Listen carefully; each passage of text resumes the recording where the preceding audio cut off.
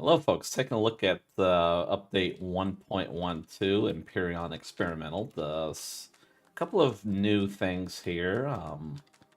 So we got a new force field. We have these walkways here, kind of like a force field walkway. New models for the shields, and a shield extender, as well as a rework to the drone model there. And then of course this new feature with the field repair station. So let's take a look at all this stuff. First thing here with the force field. Well, I guess what is it? So the old one is the force field, right? So this is the energy barrier. Okay, so this is your standard force field, right? Pass through, airtight, doesn't block anything. Now with the energy field, you can pass through, same concept. However, it does absorb fire. So that is a thing. Somewhat beefy. 600 hit points for a single. Let's see here. A couple options with this. Now, of note though, like the energy in and the CPU cost, that seems pretty... That's pretty rough. Look at that. Energy in 8.75 KPU, 3700 CPU, and that's pretty sure that's an active load. There's no passive, no passive option for that. So yeah, that's gonna add up. So that would have to be used sparingly. Now I'm not sure what any sort of benefit that would provide over, say, something like a blast door in conjunction with the force field here. So I'm not sure. Maybe like a cosmetic thing. There could be something of interest for builds. So the other thing we have here is the energy walkways. Now these are interesting, right? So these kind of operate like, well, like just like a block. However, it's not airtight, but it does absorb fire. That's a thing. Now, there are a number of options here. We have like some pretty interesting configurations. 1x3, a 3x5. Energy in isn't too bad. Hit points value isn't that significant, so you're not going to be provided a hit point barrier like we have with the this little guy here, the energy barrier. Although it does provide a new and interesting walkway. I can see that definitely going on certain aesthetics and ship designs and that sort of thing. So would be an interesting block for builders for sure. I'll definitely be making some use out of it myself. But there's some interesting things, like you get half heights on that. That's definitely different. I've never seen that. Like, yeah, so it's like a half height. That's interesting, right? Gonna be some unusual combinations going on with that. Pretty cool. So the other things are, well, we've got new shield models here.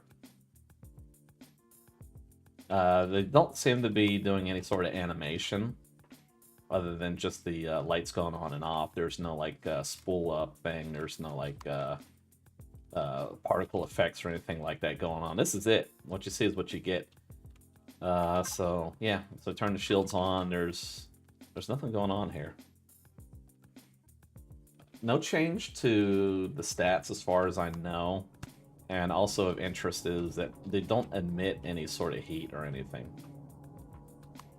Now, the other thing is, well, I guess maybe they're taking a page out of like some of the scenarios with the shield extenders. Just take a look at our stats here. For the base, we have a capacity of 12,500 added to the shield. CV is adding 9,000, SV 2,000, and HV rounding out with 3,000. Again, here looks like a maximum capacity of 1 for each of these. Now the cool thing with these devices is that, well, they're colorable, right? Yep. So they have some individual mappings, different sections. Yeah, good number of different sections here. Something else of note about these models. You can get stuck inside.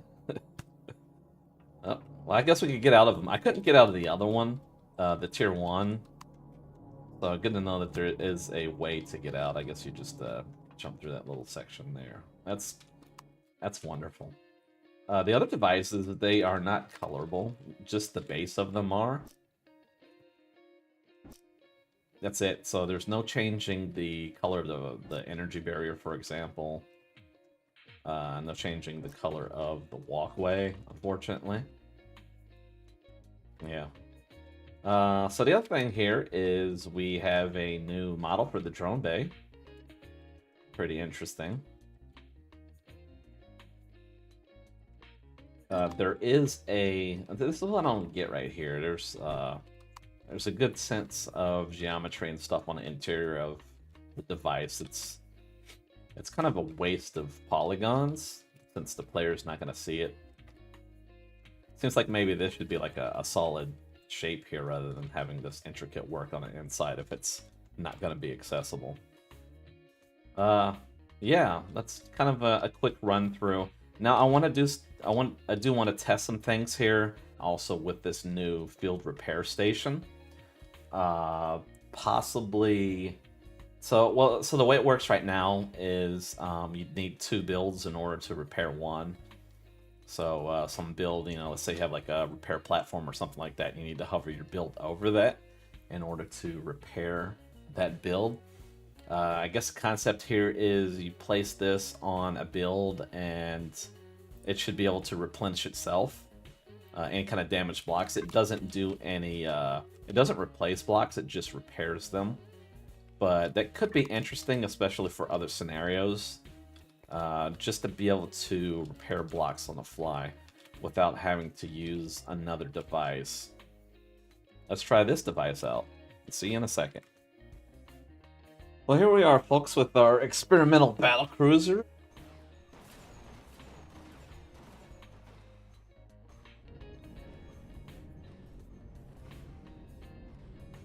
So the other thing we want to try is, well, how about this new device repair thing?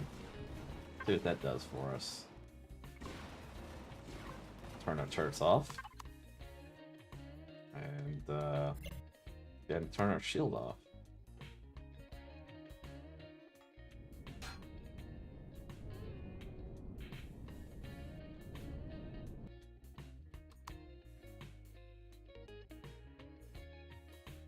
Alright, here we are with our freshly damaged Battlecruiser. Now, let's see how this new repair thing works.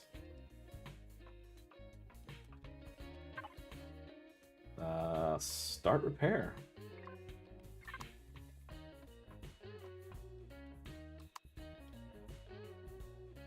Wait a minute. That's it? Just like that? Oh, the blocks are repaired. Wow. Wait a minute. This is instant? It was instant. Wow. Are you serious? Yeah, I guess that's it. Yeah. Instantaneously repair. That's awesome. Yep. We did lose some blocks. Obviously, can't replace those, but everything that was damaged got repaired instantly. On the build itself, no need for a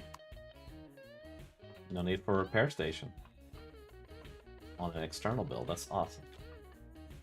Okay, well, that's it, folks. Having a look at our new devices as far as this experimental Battlecruiser. Be on the lookout for this thing to hit the workshop soon enough. Ladies and gentlemen, that's going to do it. Until next time, Life Force out. Hey folks, if you enjoy my content, please consider becoming a patron today. As a patron, you gain access to exclusive builds not featured on the workshop, early access builds, as well as participate in a number of things, including polls, feedback, comments, suggestions, ideas, or anything you'd like to submit to current and future builds. If any of this appeals to you, please consider becoming a patron today. Link in the pinned comment below. Thank you.